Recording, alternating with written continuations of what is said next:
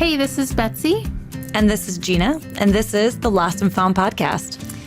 Our podcast is really a labor of love, and it came about a couple years ago when we recognized that we have some incredibly interesting, passionate entrepreneurs. We're making this for you guys. If you're listening, we've made this for you because it's created for our alumni community. These are small business owners and entrepreneurs. We're in the trenches together, but the stories that we can share, I think, will help you feel less alone, get you inspired, maybe even inspire you to connect with these people.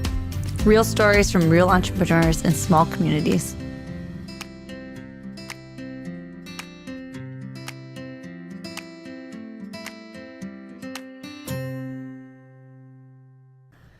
All right, everybody, welcome back to Lost and Found. We've got another fantastic episode today. It's going to be a great conversation. Gina, tell us a little bit about our guest.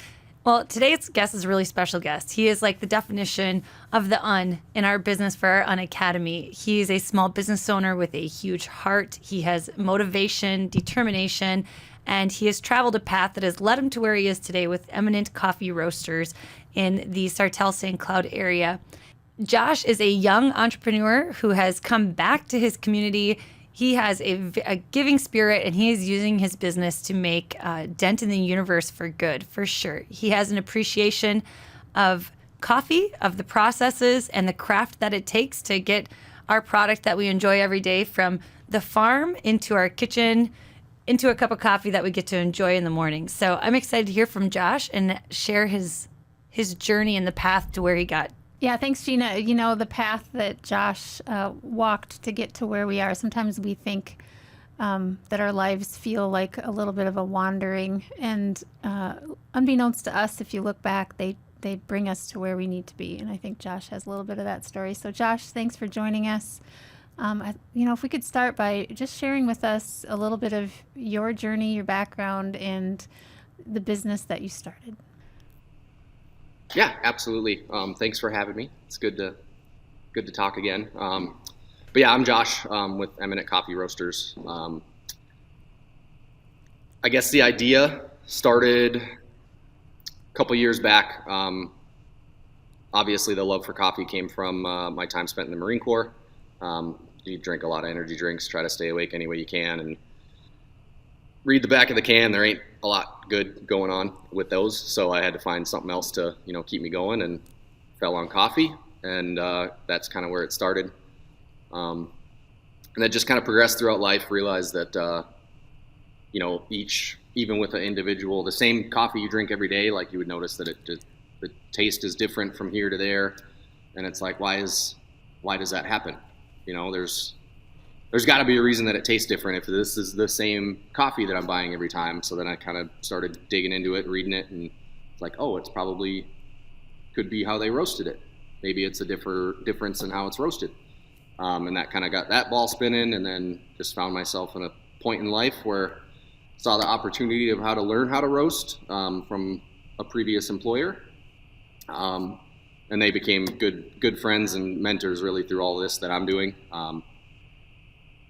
So got to learn how to roast with them, and then again, some other life changes. I had to come back up north, but before I came back up here, again, my previous company that I was roasting for wanted to, they always wanted to take us on an origin trip.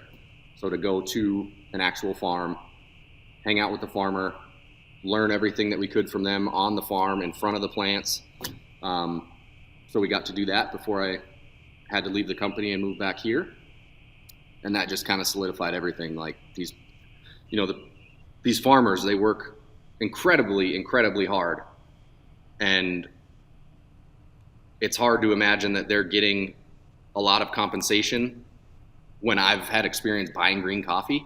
It's like I'm buying their product for, not a lot of money. And these guys are working like mad every day of their lives. So it just kind of solidified it that I needed to do what I could with the skills that I had picked up and learned to, I guess, highlight their stories and just kind of let people know how much work actually goes into their everyday morning ritual for a vast majority of people. You know, Josh, as you tell that story, It's hard to do it justice because I've seen photos of you standing with these farmers that you're speaking of. And I'm wondering if you could put us in that photo and tell us what you're looking at and seeing when you're with a coffee farmer in another country. What does it look like? What does it feel like to be there? Immersive, completely immersive. There's a huge language barrier, obviously, depending on, where you're at. Specifically for myself, it was in Panama.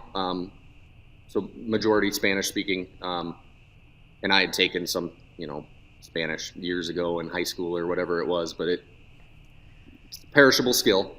So jumping right back into that, it's just like, I don't have any idea what's going on. Like, it's a different culture. They're not speaking the same language. I don't understand anything. But the more you just kind of let yourself into it, like it starts coming back like real fast.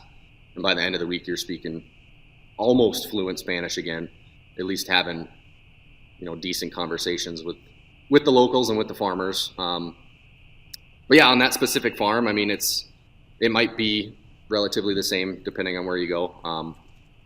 But we just took a walk through the farm itself, looking at the actual coffee plants as they were still growing. There's a couple different harvests, depending again on the climate and where you're at. So when we were there, they had just finished the harvest, but there was some stuff that they were going to do a later harvest on. So we got to see that growing still on the plant. Pull the seed right out of the cherry. You get to taste the cherry, what that tastes like, the fruit of the coffee plant itself. So you can kind of tell where the sweetness is actually coming from in the seed, in the bean. So that's pretty cool just to see that, it's not just like a peanut, like a dirty bean in the ground or something. It's a seed of a fruit. Mm-hmm. And all those bright fruity flavors that you get in, a number of different coffees, that's where it comes from. It comes from that coffee cherry. And like, a lot of people don't know that. I kind of knew it going into it, but then to see it and hold it like in your hand, it's just a completely different experience. Yeah. And then to see all the different processing they do once it goes from the plant to the drying beds, and just the different ways that they can harvest and process it to get different flavors out of the same exact bean. It's pretty wild. There's just so much that goes into it for such a simple. Yeah. I have two questions out of that discussion. So what happens to to the fruit of the cherry? Is it just discarded? No. So they do make it into a tea, actually. It's called cascara. And it's literally just the skin of the coffee fruit. After they pull it off of the bean and they separate them, they lay that out to dry too, and they can use that as another, source of income. And it's actually pretty good tea. Like, wow, it'll get you going. There's a lot of caffeine in it. It'll perk you up. But yeah, it's actually, it's got a good, I don't know how to describe it. I haven't had it in a while, but it's not bitter. It's not like a harsh, dirty tea or anything like that. It's pretty bright and vibrant, and I would call it colorful, I guess. Well, and I think so on that story that you just told us, and then also through our experience at the boot camp, I think what's really amazing is that, like you said, this is a ritual. A cup of morning coffee is something that, the majority of our population does. And the limited knowledge that we have of where it comes from and how it's grown and how it gets from a field into your kitchen, that's not something that a lot of people understand or know. Right. And it's a little bit more advanced. I try not to jump straight into that, like a lot of people, it's still their morning ritual, but people have different schedules. They're busy in the morning. They might be just shooting it down, trying to get it in their body to get going for the day. So I try to start with take a couple minutes, sit down and actually enjoy it, find the time. It might not be the full, 30 minutes that I take when I wake up just to sit there and enjoy my coffee and start the day. But even if it's just a couple minutes to stop, take a sip and just enjoy it. And then you can, keep running, do your morning routine or whatever. But that's where I try to start with a lot of people. And then, more advanced you can really dig into the bean and the farm and the soil and the climate and all the other fun stuff that comes along with it.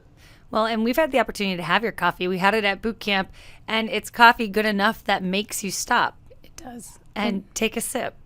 and pay attention to what you're tasting, because it was fantastic. There can be a lot going on. It's hard to nail down some tasting notes on certain coffees because it's just like there's 10 different things going on in here, and I can only fit so much on a label. So, Well, and to most coffee drinkers, they just think coffee's coffee, right? Mm-hmm. And I'm not. I hear that a lot too. It's, how was the coffee? It's coffee. It's like, okay, try it again. And I don't. It's not. I don't have a very experienced palate with coffee, but when I took the first sip of your coffee, I stopped. It stopped me and went, oh, wait, what? What is this? Yeah. So.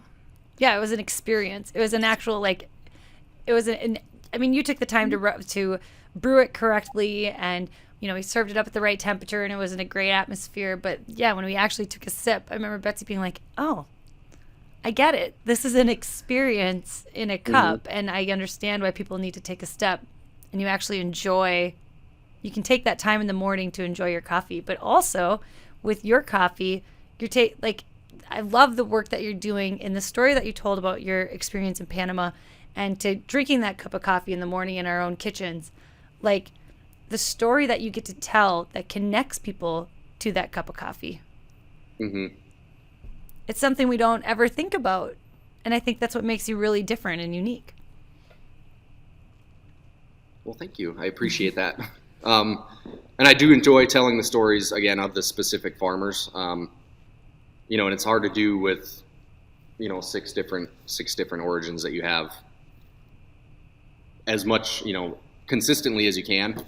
Sometimes you'll fall in between harvests and you got to supplement it for something else. But as far as the limited release stuff, it's just, I really enjoy telling the other people's story, and highlighting those specific farmers. And right now, a majority of them are going to be coming out of Colombia, just because that's a good partnership that I have right now, with Unblended Coffee, and they're a Colombian importer. So just about everything that they're going to be sending over or shipping out of the country is going to be, from Colombia.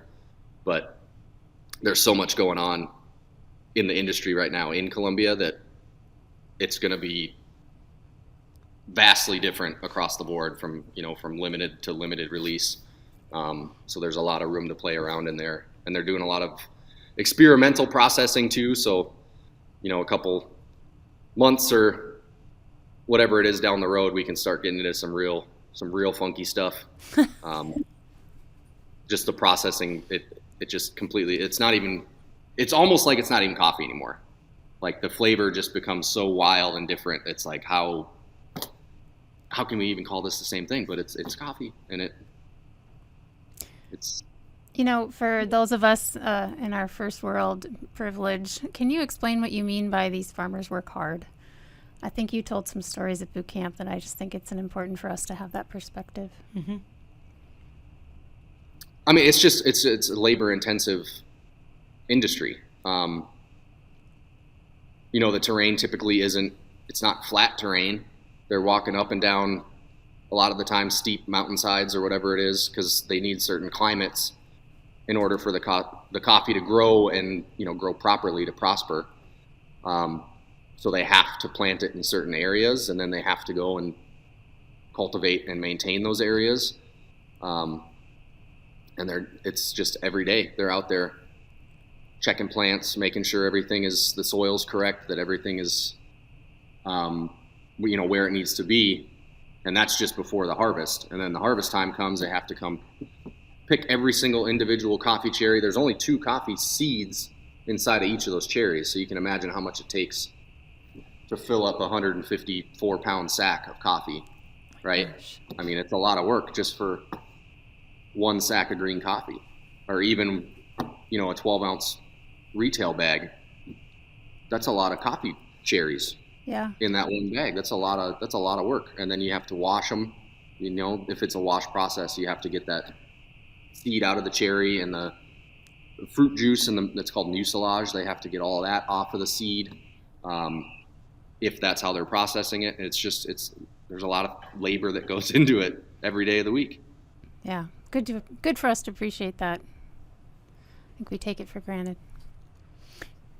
So I think Definitely. that story leads me into your why, and I think it's the stories that you told, and I think part of the impact, like we talked about, is this is something that everybody does, and there's not a lot of understanding around it, or the habits that we have, and the work that goes into it.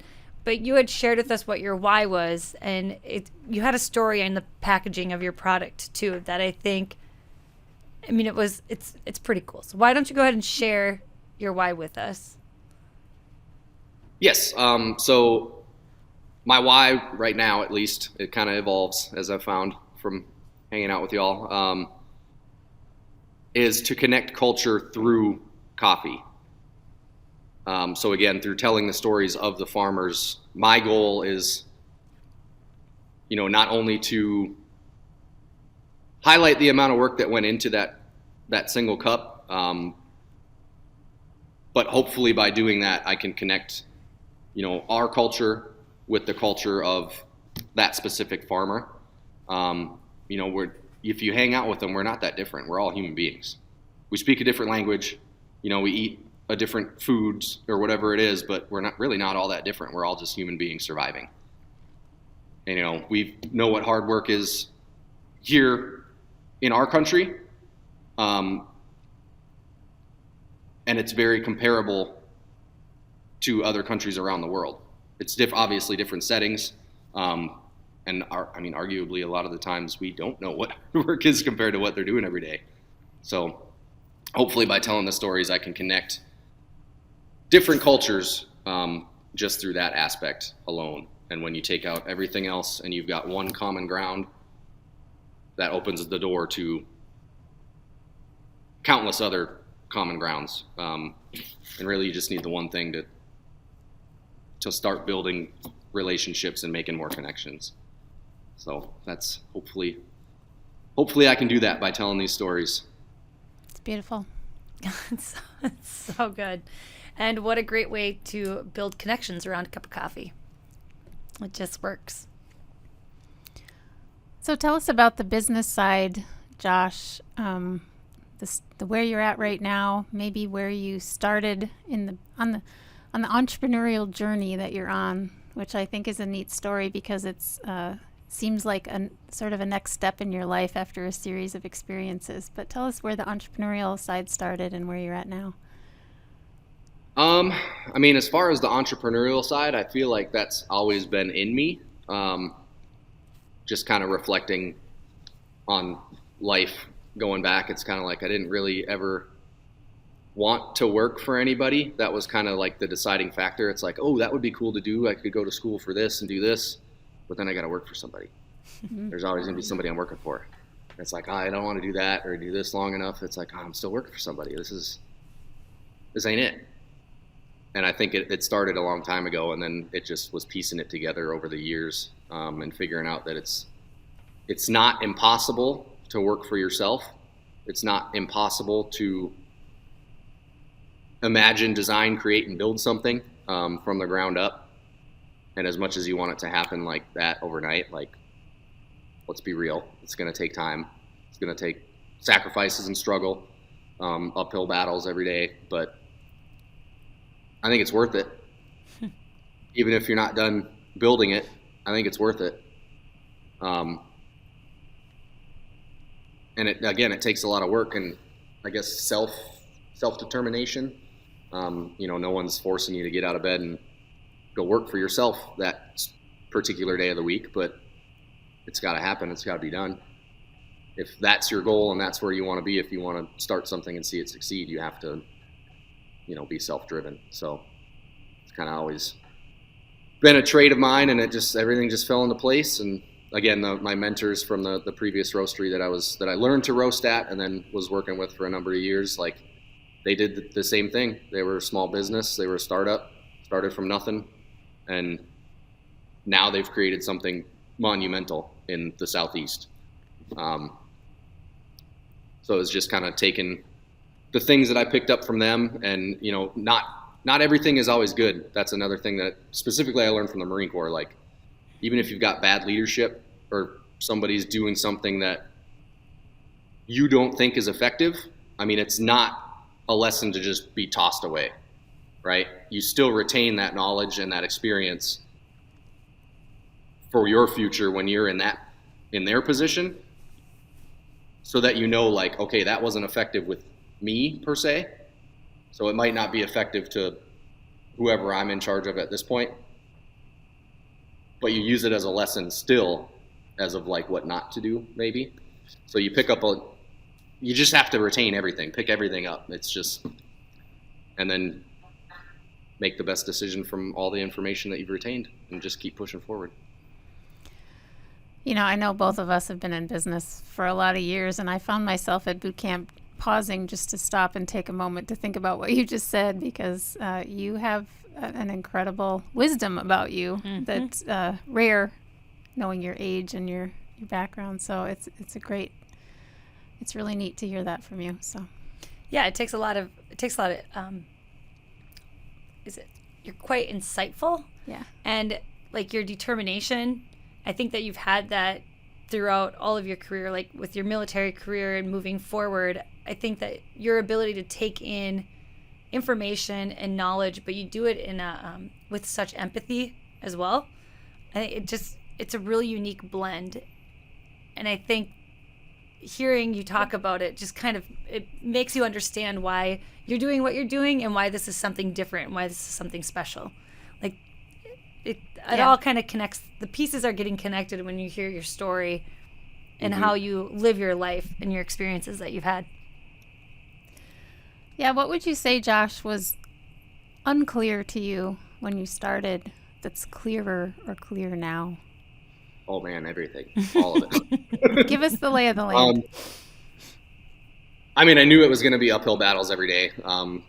State, city regulations, everything like that. Like, there's always somebody to answer to, even still when you work for yourself. So that was kind of eye-opening. It's like, it's just let me do what I know what I need to do, but there's always somebody to get approval from still. So, that was a big kind of barrier, we'll call it.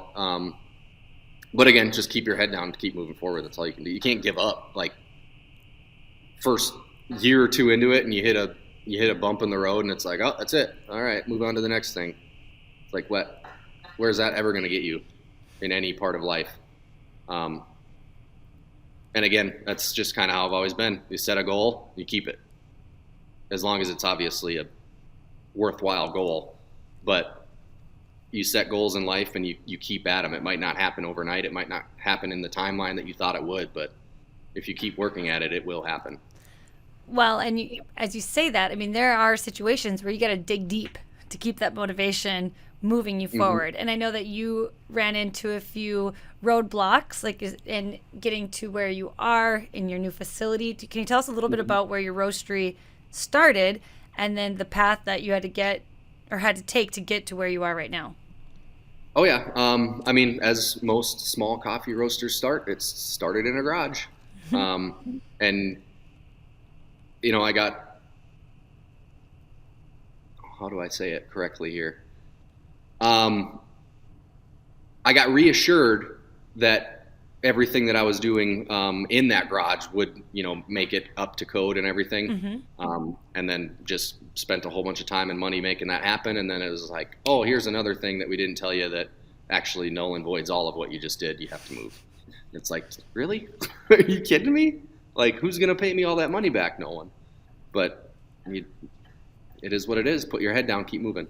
That's all you can do. So luckily stumbled upon the current facility that I'm in.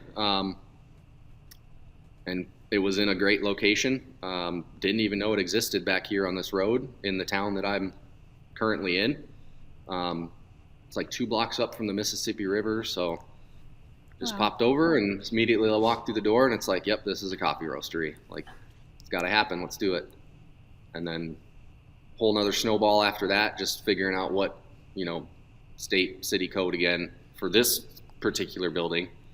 And then not only that, it's in a residential area as opposed to like a rural area. So there's another mountain of red tape and everything like that. But you just get just figure out what needs to happen and make it happen however you need to do it. So that's what we did, and we're in it. We're in it now. We're running. Well, you're in it, now and on to the next. it's a beautiful facility that allows you room to grow and room to Yes. modify, and you can adapt your business as you want to in the next 3 to 5 years. And that's a really big step because, and we've talked about it before, Betsy, when people hit, sometimes as a small business owner, there's so many things on your plate and you're trying to do so much inside of your business. And when you hit a barrier, it can just completely stop momentum and you can't see past it. Yep. So when you hit that barrier, you understood and you had the determination, but also you kind of just trusted the path that you were meant to be taken on, right? And you followed it into this. I mean, you didn't know at the time that it was going to lead you to this location. Not at all. Didn't even know that this place existed. Right. And it's pretty incredible that you were able to look over the barrier, to keep moving forward, to not let it stop you in your tracks, and to just kind of trust in the path that was in front of you to get to this spot. It's not an easy thing to do. Right. And something I have to tell myself every single day. Like when I started this, I was like, I'm not going to push it. I'm not going to try to move it along quicker than it is going itself. Just let it happen organically. And that's, again, I have to tell myself every day because I'm like, I want to be here. I want to be doing this. But that all takes time. That all takes, money. And I'm still only one person doing all of this. So, again, the hurdles, specifically when the hurdles come up, I definitely understand when you say it stops you in your tracks because it's still just me. So I don't have another team like, okay, we can do this. This is how we navigate it. It's just me. And it's one fire over here and another one over here. And I definitely understand, like, hurdles everywhere, but you can't quit. Like, I'm glad you said that, Josh, because you were saying earlier you were using we, which we all do this. All small businesses do that because you want to represent a bigger entity than you maybe are, but you're among friends now, and I want to acknowledge that you're the one doing all the work and all these things you're talking about. There's no we, and I say that just because I want to appreciate all that you're doing yourself. Yeah, I threw that around in my head when I started the company. It's like, how do I talk about the company? How do I, social media, like how do you make certain posts? And it's like, at some point this will be a we, there will be a team. Right. So I just started doing it immediately, and I don't care if people look at it like, oh, he's a weirdo calling it we. It's just him. No. I don't care what you think, regardless. So. No, I get the we. We all do the we, and I get it, and that is the right thing. But I just wanted to acknowledge that in our little community that we get it. It's all Josh right now. As far as work and decisions and stress and anxiety, everything's on you, and you're killing it. So. Well, I appreciate it. I just like roasting coffee.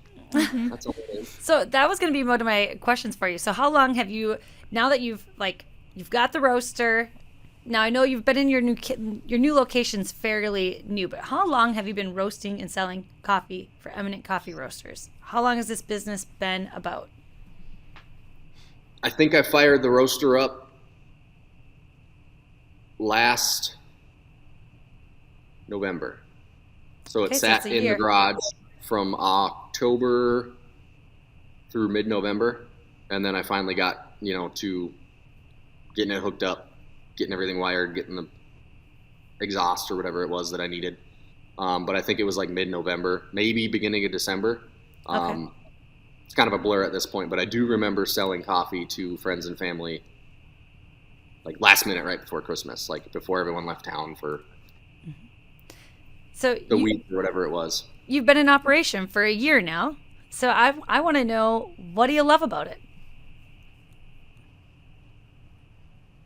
All of it.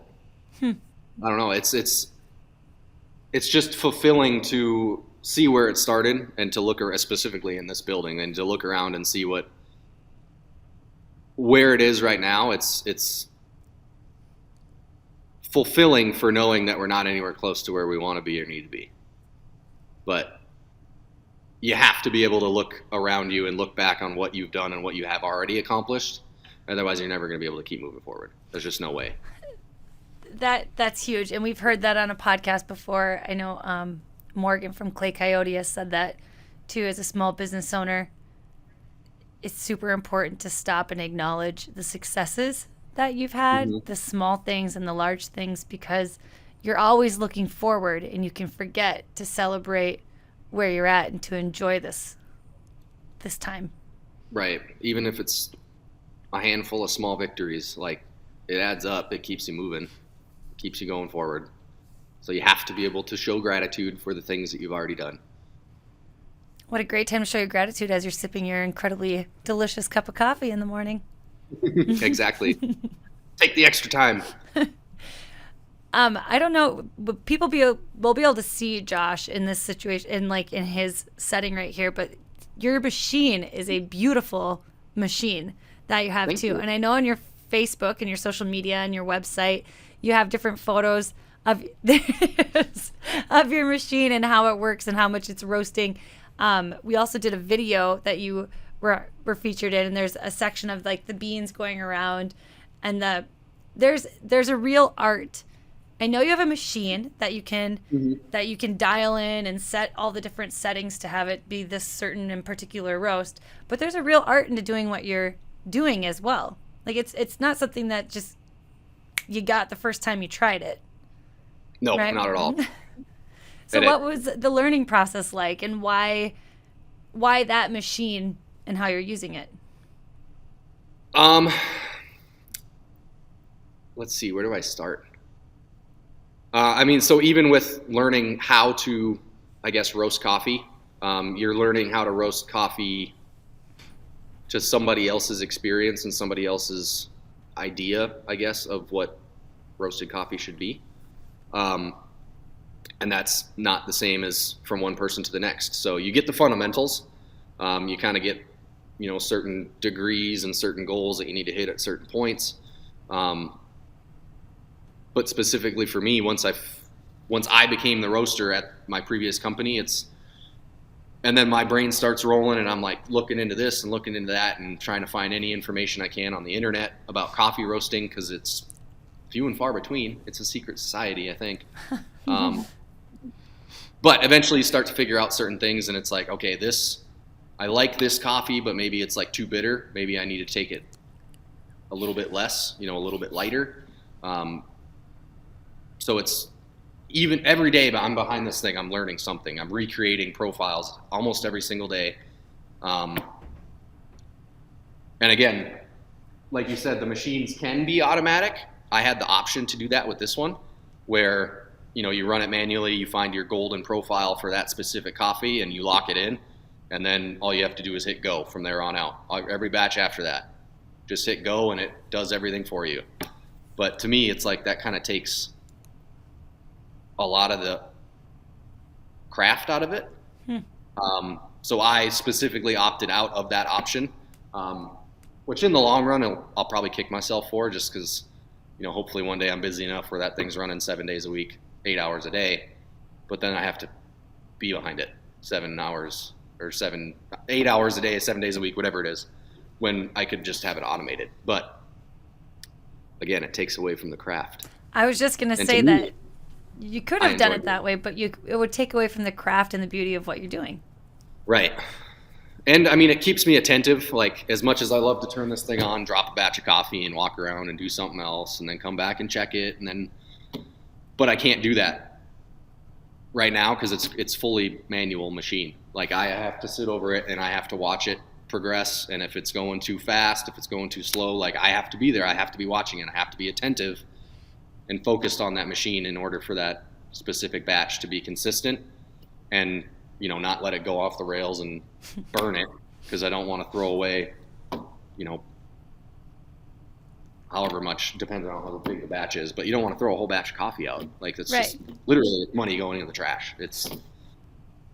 Well, and if you switch to an automated format, dare I say, I think maybe you would miss that part of it. Like, maybe that's one of the reasons why you love what you're doing, because the product from the farm to your machine that's coming out in this perfect way that like you're honoring where that bean came from and how to roast it to be the best that it could be. I mean, maybe without that, there'd be a piece of it that you'd be missing. You're breaking that connection. Mm-hmm. Yeah. Yeah. So your business model now, Josh, is selling into retail and a little bit of wholesale. Is that right? Yep. And does that business model? Ideally, Sorry, go ahead. oh, I was just going to say, ideally, it's more wholesale, and then 51% wholesale and 49% retail, whatever it is. But right now we're still growing, so it's Okay. wherever we can get it at this point, just to get the name and the story and to get the coffee out there. And where does that business model go in the next couple years? How does it change or expand? Well, I'm working on a couple of things right now to bring it directly to the community. And I wish I had it in here, but it's out on the farm because I'm still building it. I got a mobile cart that I'm currently constructing. So that will go businesses, churches in the warmer months outside, farmers market, stuff like that. Full espresso bar. I'll try to do, I guess, drip coffee with it as well, but it'll probably just be pour overs, honestly. So that might get a little bit hectic to run the espresso machine and be doing pour overs at the same time. But I mean, I don't mind it as long as the customer doesn't mind hanging out for a few minutes and having a conversation while they wait for a pour over or wait for, another espresso to be made in front of them, whatever it is. As long as the customers realize that they're getting something that's worth the extra couple minutes to stand there and have a conversation. It'll be good. But yeah, working on that. And then over the winter, the front of this roastery here, I got to tackle that too. But right now I got to finish this cart first. And then once that's up and running and good to go, then I can turn my attention to that. And What do you mean by that? You're teasing us. What do you mean by that? oh, the cafe space. We know what you mean, but people Right. listening don't have any idea what to expect. Yeah, so it'll be very small. Not very small, but it'll be a good size for. I'm calling it a tasting room. But it'll be a couple tables, couple chairs. There's a little separate room up front that you could use for business meetings or whatever, or even if you just want to get in there with a couple of your friends, catch up or whatever. There's a door. You can have your privacy, what have you, or leave it open and invite your community neighbors in and have conversations with them. But So why is ultimately, I just want to be able to. Sorry, go ahead. that? No, you're probably going to say what I was going to ask. Oh, I was just saying. Ultimately, I want to, and it sounds bad, to have full control. But there's so many aspects of this industry where anything could go wrong in the process.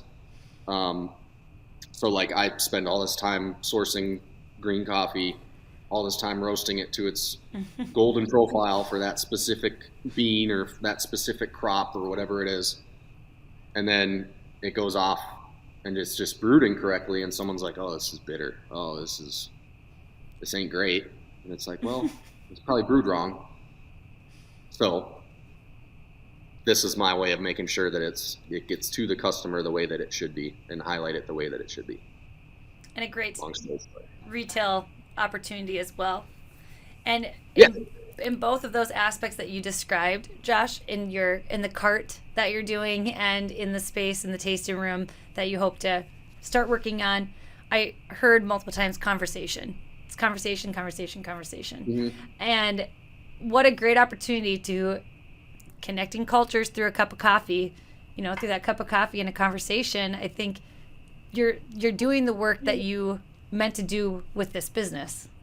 And it's really neat to keep hearing it, even in your future plans, that it's still at the core of what you're planning to do.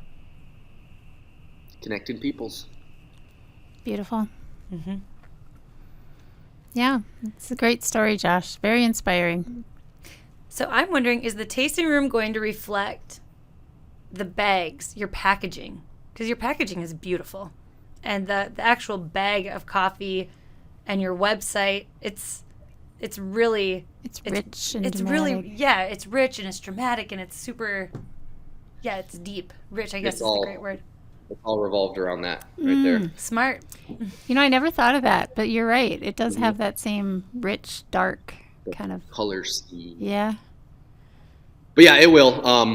You know, I'm not going to paint the whole walls black or anything weird. I don't want to make it a spooky dungeon to walk into. It's not weird. It might be really cool. It'll, the company colors, if you will definitely be reflective in both the bar cart and the cafe space up front. It's just figuring out how much you want it to come through. So it's just trial and error and figuring out what works best. Again, you don't want to black out the cafe space and then just have like the bar gold.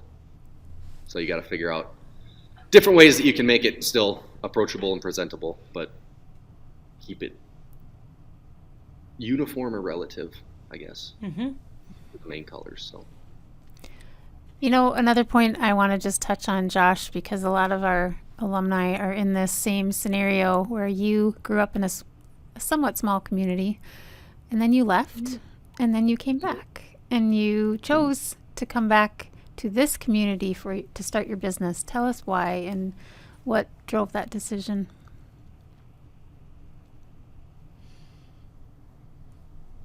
I think it's just a strong sense of community. And I mean, I found it all across the world and the country as well. But at a certain point, like, you want to start not necessarily giving back, but doing something that is good for not just yourself, but for other people in your community as well. And again, friends, family, you know, I have roots here. And it just made sense to me that if you're going to do something and try to help out a community, why would you not do it for the one that helped, you know, bring you up or whatever it was. So, but that's just my experience. I mean, there's other people obviously that maybe their communities as they were growing up weren't supportive. And by all means, if you found one since then that you want to give back to and start something that could help that community, go for it. But for me specifically, this is the community that I had the roots in, so here I am. That's really neat. Really neat that you kind of came full circle with your feelings about your own community that you grew up in. And, you know, it can't be forgotten. Thanks for your service to our country. And I know you're also giving back to the veteran community. Tell us about that. Yeah, so it was one of my actual first partnerships. It's with a organization called St. Cloud Stand Down, and it's like a veteran resource center here in town. They've got a barber shop, they've got like a women's boutique, and then they have a bunch of men's clothing and stuff as well. And they take donations almost every day of the week. I think Monday through Thursday they're there. And they'll sort through it and make sure that it's stuff that's usable. And then they in turn donate the other stuff that isn't. But it allows, you know, veterans that might not be in the best points of their life or the best scenarios or situations. Maybe they're just trying to get back on their feet. They've lost everything. They don't have even a nice set of clothes to go to a job interview. St. Cloud Stand Down is there for them to set them up and help them in any way that they can to get back on their feet. So.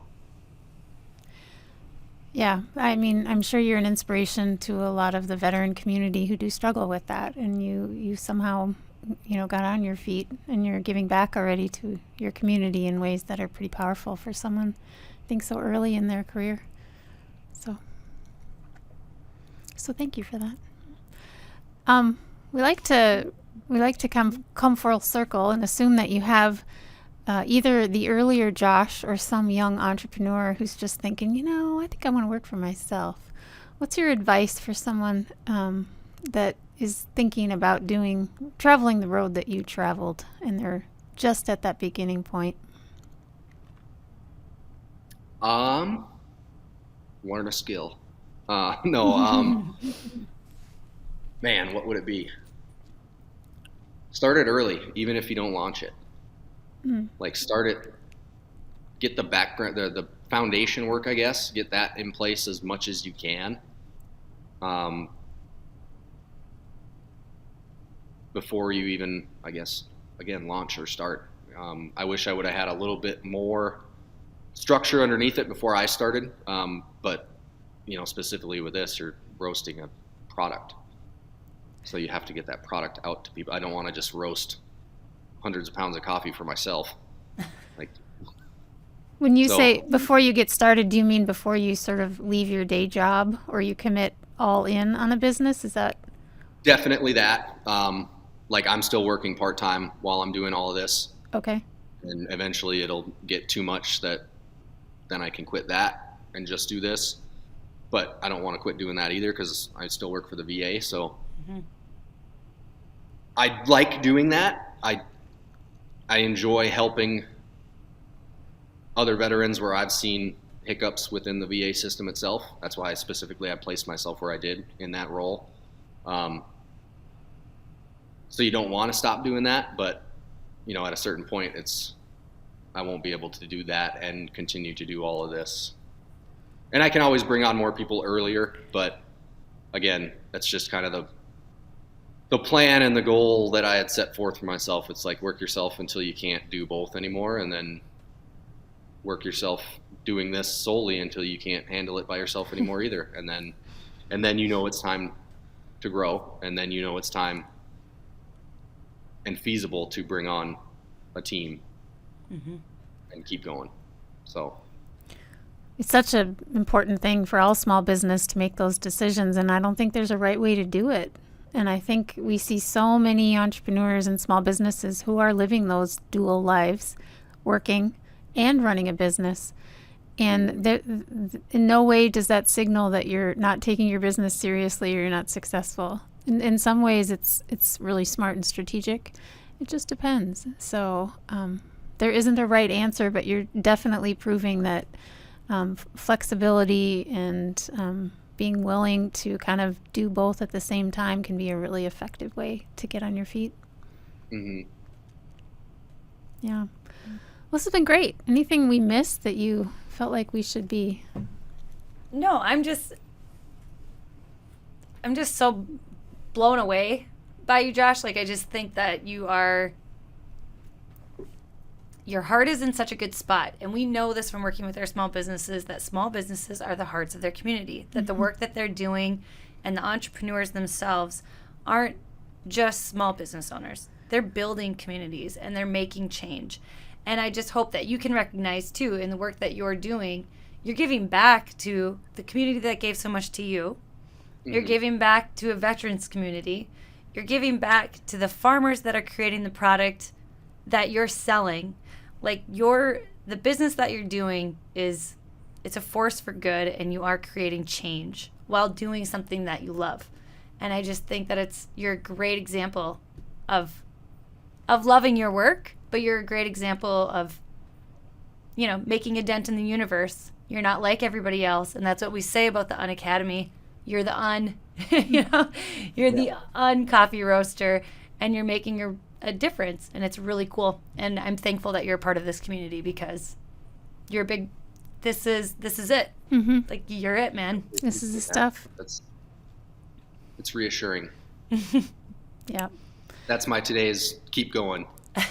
Yep. Thank you for that. Well, it's from the heart for sure. Yep. You're the reason we like doing what we do. So, well, thank you. This is going to be a great episode. Yeah, it is. It's going to be really good. So appreciate you sharing. You've been such a generous sharer. Being willing to share your story and details, and that's been. Don't get me talking. Yeah. Well, I love it. When I first met you, I didn't necessarily expect that, and I really am grateful. Yep. Yeah, I get that a lot. I'm a brash human being. No, that's not what I meant. Not what I meant. But I don't know that. No. I don't know that when you walked in the door that I would have looked at you and thought, there is a person who has exquisite coffee taste and pays great attention to detail in the brewing and sipping of a wonderful coffee. It's just a different pairing. It is a different pairing, which is what makes it so cool. Right. Like Right. the whole, your background, your military experience, the story that you share on your website. Like in the military, it's not just about energy drinks. I wanted to find something, an alternative for caffeine and for like that, kind of starting your journey in that way. Like it's not It's got some unexpected twists. exactly. And Which that's is- what makes it so cool. Yeah, that's what makes it special. So, Yeah, thank you for having me. This was fun. All right. All Keep right. kicking ass, man. We will. We got All some right. packaging to do. we hope to see you soon. Yeah. Whatever's next, Yeah, we hope you're there. absolutely. We'll stay in touch, and hopefully we can get down there. You guys got another event going on down there. We'll have some workshops coming up, but we'll let you know through an email. Cool. All right. Awesome. Thanks, Josh. Thanks for your time. Thanks again. This is so cool. Mm-hmm.